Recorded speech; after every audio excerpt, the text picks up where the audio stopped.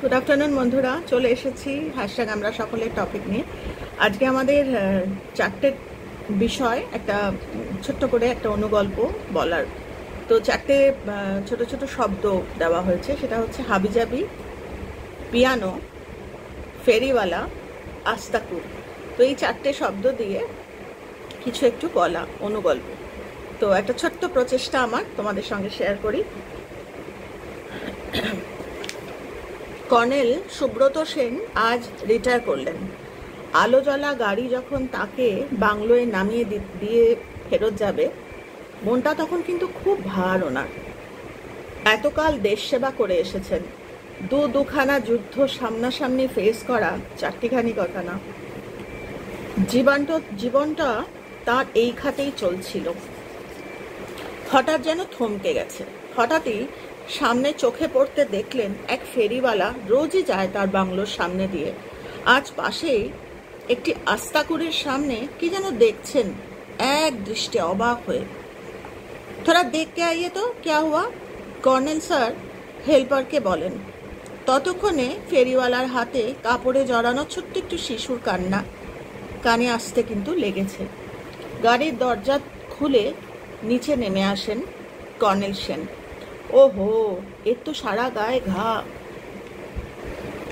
সরকারি বাংলো ছেড়ে দিয়ে উঠে গেলেন নতুন বাড়িতে। পরিবারের সাথে গেল ছোট্ট বুম্বাও। ঈশ্বর বুঝি সব কথা শুনতে পান। জীবনটা এখন আর যেন রিটায়ার করলো না।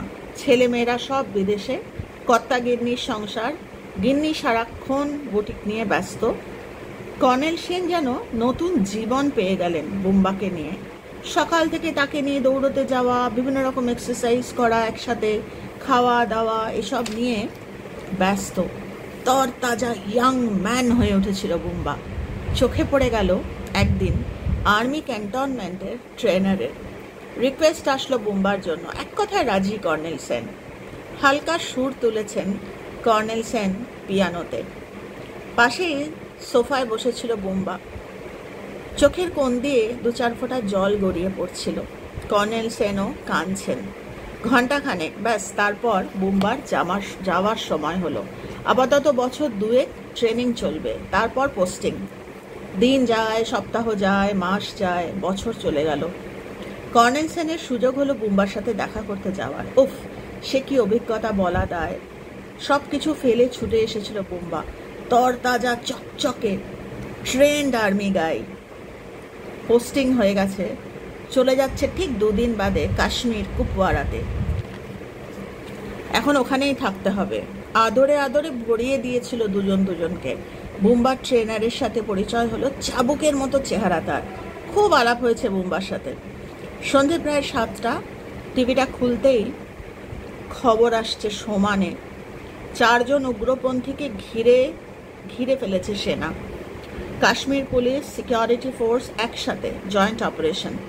একটা ছোট্ট গলি দিয়ে গেলে তবে ওই 4 জনের কাছে কিন্তু পৌঁছানো যাবে। কিন্তু মিলিটারি যেতেই পারছে না। অহরহ গুলি আসছে ওপর থেকে। লিড করলো টিমটাকে বুম্বা। এদিক ওদিক দিয়ে তখন সে স্পিড তুলেছে।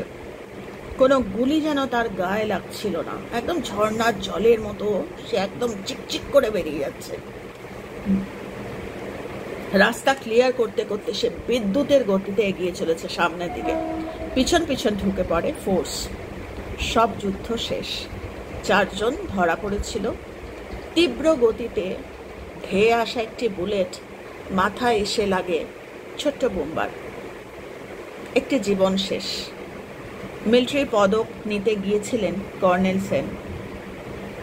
শীতের সকাল, ছাদে পায়চারি করতে করতে বেশ কিছু হাবিজাবি জিনিসের ভিড়ে হঠাৎ চোখ যায় ছোট্ট বুম্বার সেই প্রথম দিনের গলার সাথে লাগানো ডগ বেল্ট। অসুস্থ ছোট্ট শিশুকে সারা ঘায়ে ঘা অবস্থায় কেউ যেন ছেড়ে দিয়ে গিয়েছিল। বেল্টটা হাতে তুলে নিয়ে জোরালো এক শব্দে স্যালিউট দেন। কর্নেল সেন, আবার আসিস। সত্যি সিকিউরিটি ফোর্সের ডগ স্কোয়াডের জন্য এটা আমার একটা কন্ট্রিবিউশন ছিল। তো আমিও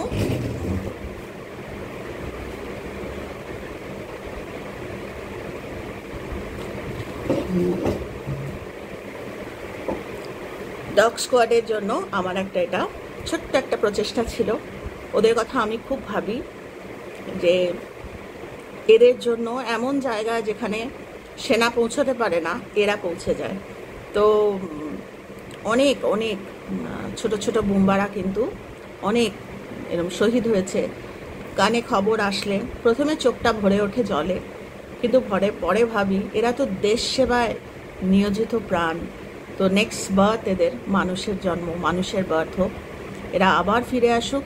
যেরকম কর্নেল সেন বললেন যে আবার ফিরে আসিস, সেরকমই এরা ফিরে আসুক দেশের সেবায়। এভাবে এদের প্রাণগুলো কাজে লাগুক, বেঁচে থাক, এরা সুস্থভাবে থাক, সুন্দরভাবে থাক। আর কি বলবো, এটা আমার একটা ছোট্ট প্রচেষ্টা ছিল ওদের জন্য। বুম্বারা ভালো থেকো। যেখানে যত ডগ স্কোয়াডের যারা যারা আছো, আমি তো প্রেয়ার করি, বাকিদেরও বললাম এদেরকে ভুললে হবে না। এরা কিন্তু আমাদের সেনাদের বিরাট একটা জোর, যেখানে সেনা পৌঁছতে পারে না এরা কিন্তু পৌঁছে যায়।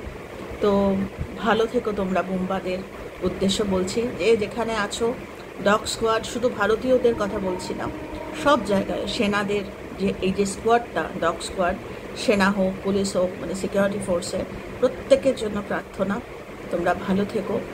যারা চলে যাচ্ছ আবার ফিরে ফিরে এসো, দেশ সেবায় তোমাদের প্রাণ নিয়োজিত হোক। ভালো থাকো তোমরা সকলে।